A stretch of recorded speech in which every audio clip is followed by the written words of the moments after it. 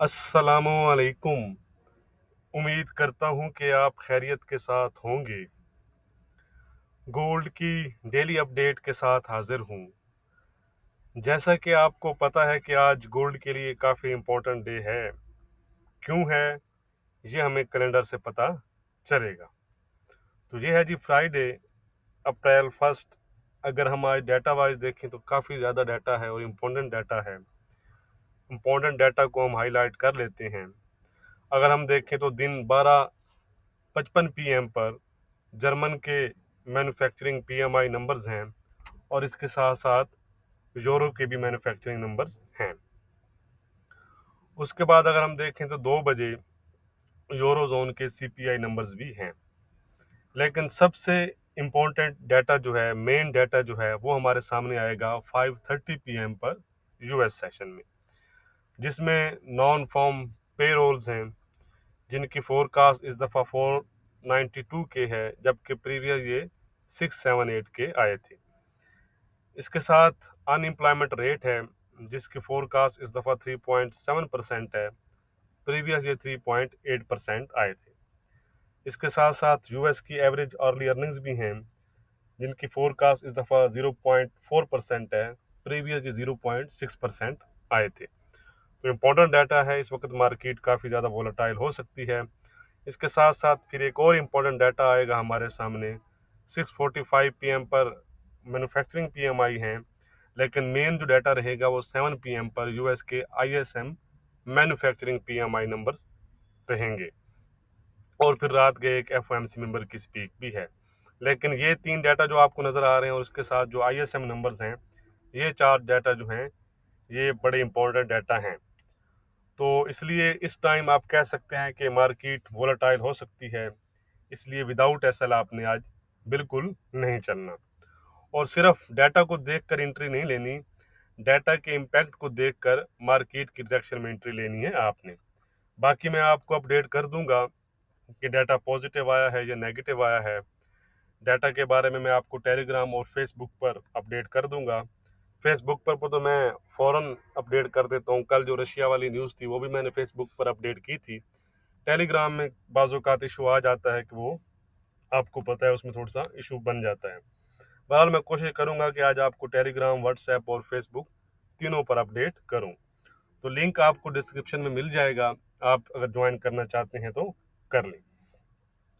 इसके अलावा अगर हम रशिया यूक्रेन के इशू की बात करें तो कल आपको पता है वो न्यूज़, ज़्यादा हम डिटेल में नहीं जाते, जिसमें उन्होंने कहा कि रशियन प्रेसिडेंट ने कि वो जो गैस की पेमेंट है अब उनको जो रशियन की करेंसी है रबल में करनी पड़ेगी, जिसकी वजह से आप कह सकते हैं कि थोड़ी मार्केट में दोबारा से टेंशन इंक्रीज हुई, जिसकी वजह से हमें गोल्ड में भी थोड़ी तेज़ी नज़र आई। और अदर साइड अगर हम पीस टॉक्स की बात करें तो वो जारी हैं, लेकिन अभी तक आप कह सकते हैं कि कोई ख़ास ब्रेक थ्रू हमारे सामने नहीं आया। तो डिटेल से ये तमाम जो फंडामेंटल चीज़ें हैं इनको फिर हम वीकली वीडियो में डिटेल से डिस्कस करेंगे।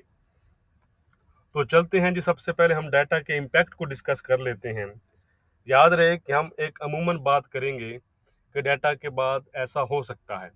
100% इसकी गारंटी नहीं होती। आपको पता है कि मार्केट है, कभी कभी उसके मार्केट ऑपोजिट भी चली जाती है। लेकिन हम अमूमन जो जर्नल जो आम तौर पर होता है उसको हम डिस्कस करेंगे।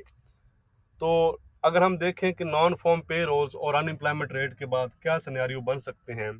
नंबर 1, अगर डाटा पॉजिटिव आता है, यानी नॉन फॉर्म पे रोल जो हैं वो अबव साइड पर आते हैं, प्रीवियस से भी अबव आते हैं, और अनएम्प्लॉयमेंट जो रेट है वो फोरकास्ट से बिलो आता है, प्रीवियस से भी बिलो आता है, तो इसको हम पॉजिटिव डाटा कहेंगे। ऐसा डाटा जो होगा वो डॉलर के लिए पॉजिटिव होगा और गोल्ड के लिए नेगेटिव। सिनेरियो नंबर 2, अगर नॉन फॉर्म पे रोल्स फोरकास्ट और प्रीवियस से बिलो और जो अनएम्प्लॉयमेंट रेट है वो फोरकास्ट और प्रीवियस से अबव आए, तो ये डाटा हम कहेंगे कि ये डाटा नेगेटिव है। ये डाटा फिर गोल्ड के लिए पॉजिटिव और डॉलर इंडेक्स के लिए नेगेटिव होगा। नंबर 3, मिक्स डाटा, यानी एक नंबर पॉजिटिव साइड पर आए और दूसरा जो नंबर है वो नेगेटिव साइड पर आए, तो इसको हम मिक्स डाटा कहेंगे।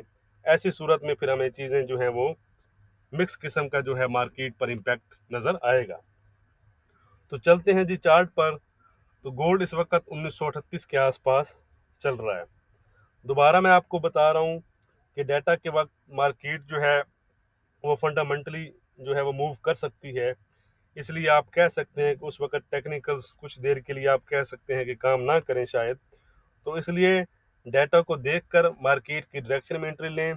और अगर आप वोलाटाइल मार्केट को हैंडल नहीं कर सकते तो बेहतर यही है कि मार्केट से पहले एग्जिट कर जाएं, क्योंकि बाज़-औक़ात होता है कि इसका हमें कोई ज़्यादा इम्पैक्ट नज़र नहीं आता, लेकिन बाज़-औक़ात होता है कि आपको पता है कि सबसे इम्पोर्टेंट डाटा है नॉन फार्म पेरोल, तो इसका अच्छा खासा इम्पैक्ट भी हमें नज़र आ सकता है। तो इसलिए मार्केट किसी भी साइड पर तेज़ी से जा सकती है। तो इसलिए विदाउट एसएल आपने आज बिल्कुल ट्रेड नहीं करनी। तो चलें जी, हम अपने आज के लेवल देख लेते हैं। तो गोल्ड इस वक्त चल रहा है 1938 के आसपास। तो आगे बढ़ने से पहले वीडियो को लाइक ज़रूर कर दें।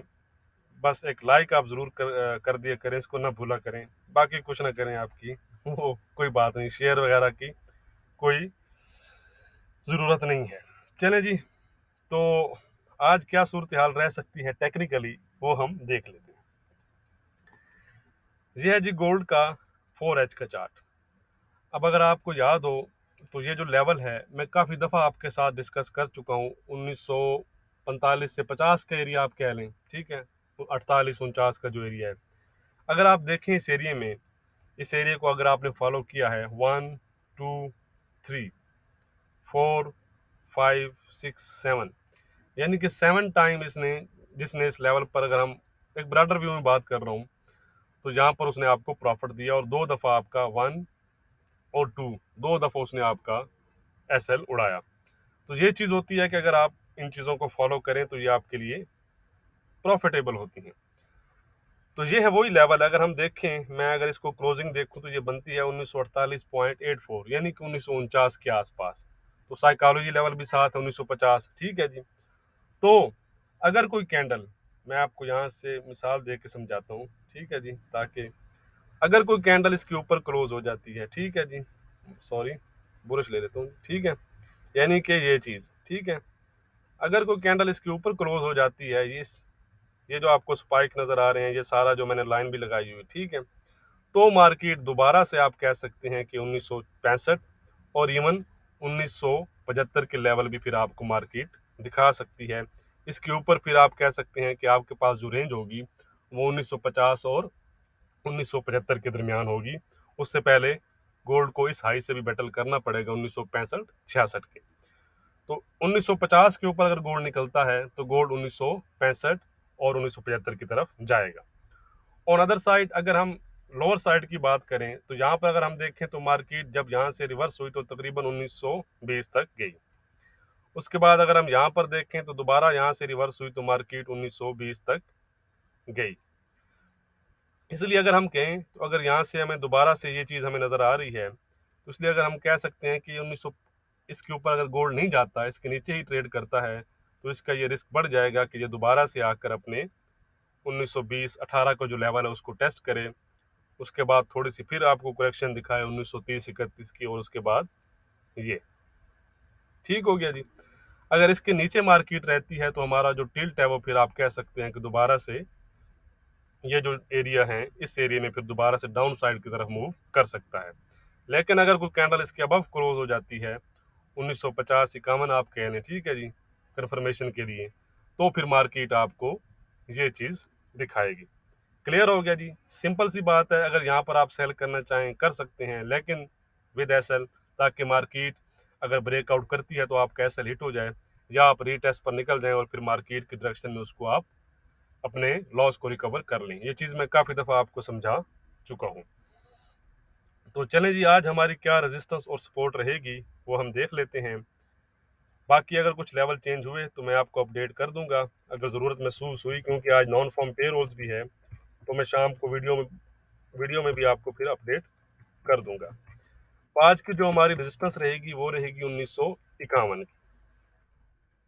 इसके ऊपर मैंने आपको बताया गोल्ड 1960, 1966 और 1975 तक जा सकता है। इस तरह मैंने आपको समझाया अगर ब्रेकआउट होता है तो। ऑन अदर साइड आज जो हमारी सपोर्ट रहेगी वो रहेगी 1920 की।